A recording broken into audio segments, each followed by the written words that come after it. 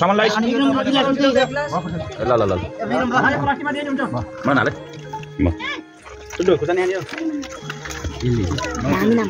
मलाई कोही भेट्छ उठा नि अर्को बिमार पनि अमिलो भन्दै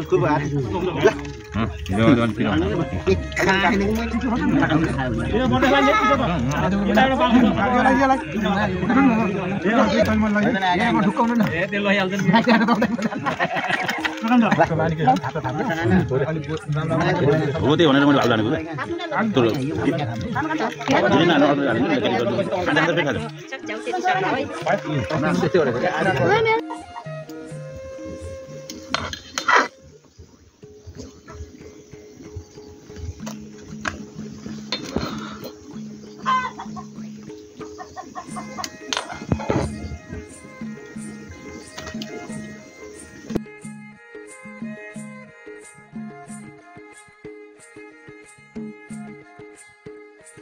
अवस्था छ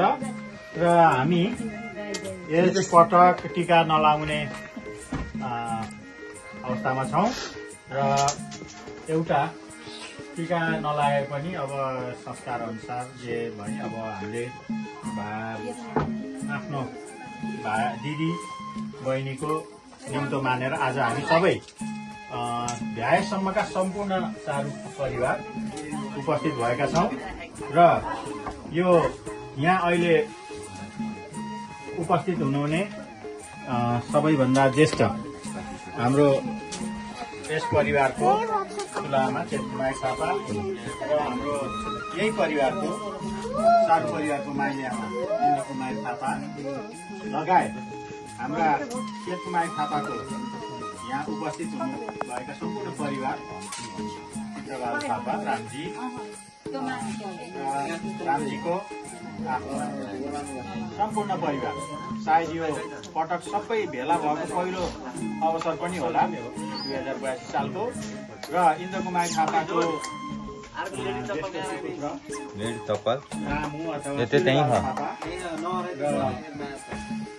हरिकला थापा पनि हामीले यहाँ सँगै राखेर एउटा भर्खरै अब वैदेशिक रोजगारबाट आएको अवसरमा हामीले यहाँ थोरै स्वागत कार्यक्रम पनि गर्न गइरहेका छौं र त्यो दिन यो दिन हाम्रो टीकाको अवसर यो भाइटिकाको अवसर पनि पर्यो दुईटै लाई एकैचोटि हामी शुभकामना पनि पाउँछौं अब हामी बिदामा आएका छौं अब को वैदेशिक रोजगार पनि राम्रो होस् भन्दै हामी सम्पूर्णको सारू फलकै तर्फबाट शुभकामना व्यक्त गर्दै र आज तिहार पनि भएको हुँदा हामीले अब थोरै गर्दै अलिअलि काम पनि आँटेका छौं धेर थोर पैसा पनि जम्मा भएको छ र देउसी भैलोको पनि अहिले नै मैले अवसरमा आफू सक्छु त्यही दान गरिदिनु पनि अनुरोध गर्दै र अब म धेरै अबेर नगरिकन यो आधा लगाइदिनको निम्ति कसबाट सुरु गरौँ अब हजुरले लाउने भाउजू कान्छी बजेको जानुभयो गाईबे उसले दाजुले लगाइदिनु पर्यो भाउजूले दिएर दाइले लगाइदियो हुन्छ हामी चाहिँ ताली चाहिँ जोडदारले धेरै परिवार गरेको छैन हामी घरबाट गर्दै पर्छ अहिलेको धेरै भयो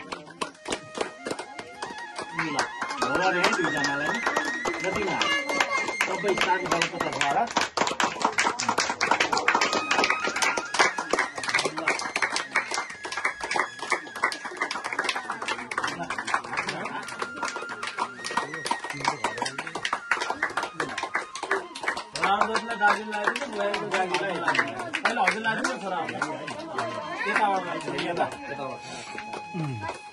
ल अझै पनि ताली खोइ ताली बम पनि किन हो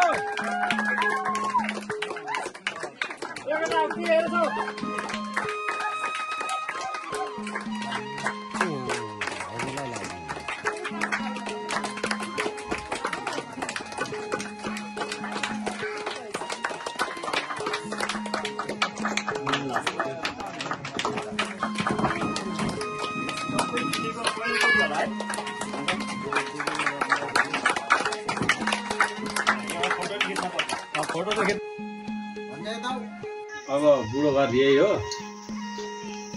अब सुनिस भाइ, अब एउटा चरसको थाला अलिकति चामल लागेर हेरेर राख्नु पर्यो। अब आफूले सकेको दाल चाहिँ दिन पर्यो। हामीले सेयर गरेपछि बाहिरबाट हुनेले नि अब पठाइदिए पठाउँछन्, आफ्नो इच्छा हामीले पठाऊ भन्ने कुरा।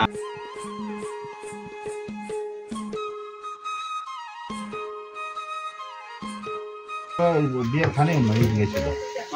दुरियो खायो भने ठिक हुन्छ।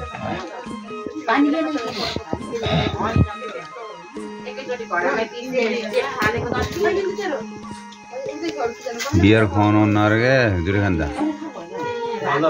बजालाई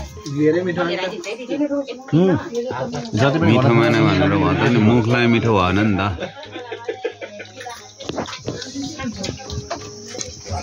गर्मी भयो भने त्यो गर्मी नि जान्छ भोला त ह्याम बिर्यानी खाइहाल्छ।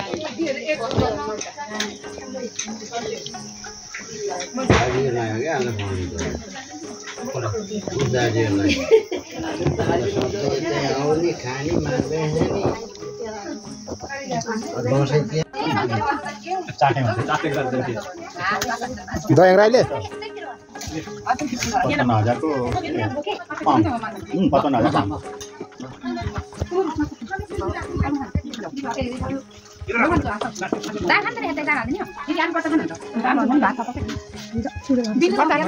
आलु कता कसैको मासु कता पकाइदियो